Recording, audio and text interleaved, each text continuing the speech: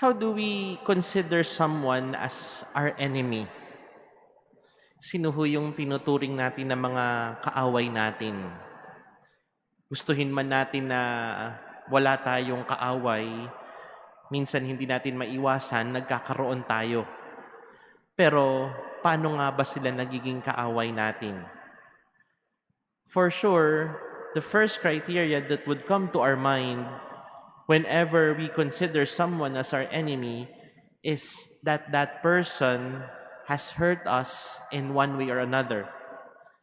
And if that person has hurt us, we may not be wounded physically, but for sure, our hearts have been wounded because of that hurt caused by that person. But why did we get hurt? But why did we get hurt? Why did that person hurt us?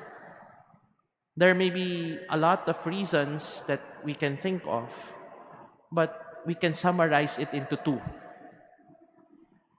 We get hurt either because of our own doing, because of ourselves, or we get hurt simply because of others. Getting hurt may come from ourselves because we may be full of pride.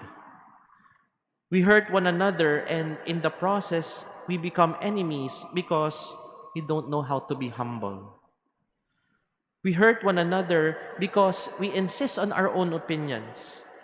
We hurt one another because we highlight our mindsets and we belittle the thoughts of others. Yung akin lang yung maganda. Yung opinion ko lang yung tama. Yung gusto ko lang dapat yung masunod. At kapag ganun yung pag-iisip natin at hindi natin kayang makinig dun sa nakakausap natin, masasaktan din nila, masasaktan natin sila at masasaktan din tayo. We hurt one another because we only listen to ourselves. We shout at the top of our lungs and we fail to listen to the person right in front of us. And when emotions flare, disagreements happen, resulting to feelings of hurt and contempt, and ending with resentment. And as we hurt one another with our words and even with our actions, the more we end up enemies with one another. But there are also people who hurt us for seemingly no reason at all. Wala naman tayong ginagawa, pero ang sama-sama ng timpla nila sa atin. Wala naman tayong ginagawa, pero pakiramdam natin minamaliit nila tayo.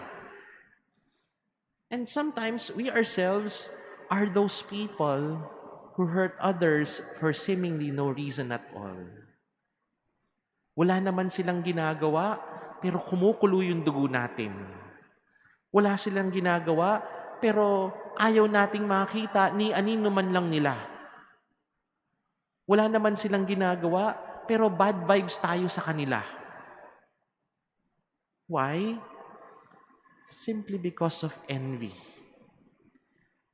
When we are envious of other people, we feel that they are superior than us. And when we see them as someone who is superior than us, then we treat them as competitors. There will always be bad vibes because we will feel threatened. And if we look at one another as a threat, for sure we will consider them as enemies. Then why did Jesus challenge us to love our enemies?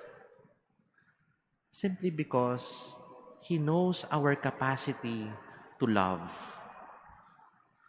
But we must also remember that loving our enemies does not mean passivity. Nasaktan nila tayo, hayaan na lang natin.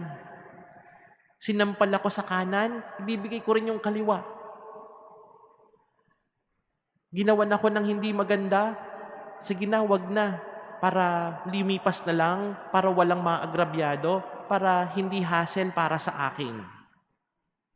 Loving our enemies does not mean letting those people go away. Loving our enemies does not mean allowing them to hurt us all over again. Because love would also demand justice. Whenever we sin, something has been distorted. Whenever we sin, our relationship with others is stained. And justice would demand that what has been broken must also be restored. If we consider loving our enemies simply as passivity, then we will also lose the opportunity for them to reform. We will lose the opportunity that would allow them to become better persons. Loving our enemies will never mean passivity.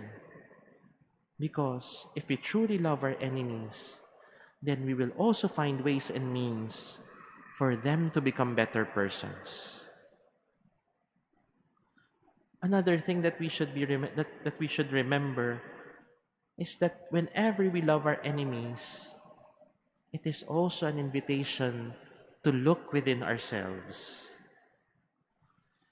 They say that whenever we feel irritable with a certain person, most probably that person is mirroring something that we don't like about ourselves.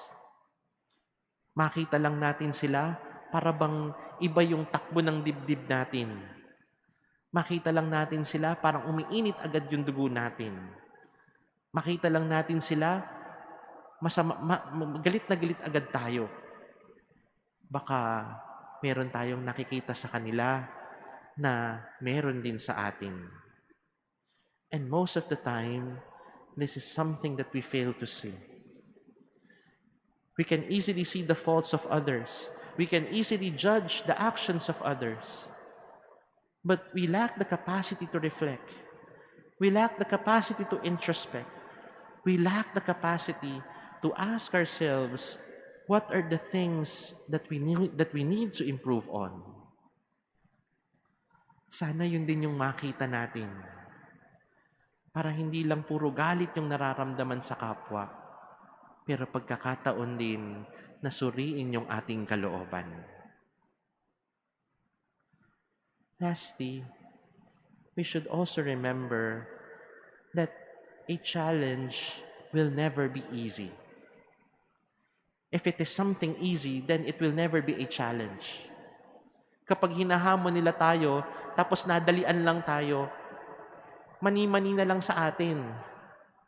Kapag hinamon tayo at para bang inisi-isi lang natin, wala na ring dating iyon. Napakadali lang. But Jesus extends a challenge for us because He knows that it will never be easy. But let us be consoled with the last words of Jesus in our gospel. Be perfect as your heavenly Father is perfect. We know that we will never be perfect in terms of not committing any mistakes. But when Jesus says to us to be perfect like our Heavenly Father, He desires only one thing: that our actions, our words, our life will be like our Heavenly Father. We can never be perfect basing from our mistakes. We will never be perfect basing from our flaws. But we can be perfect if we pattern our life to our Heavenly Father. We can be perfect if we pattern our love like our Heavenly Father.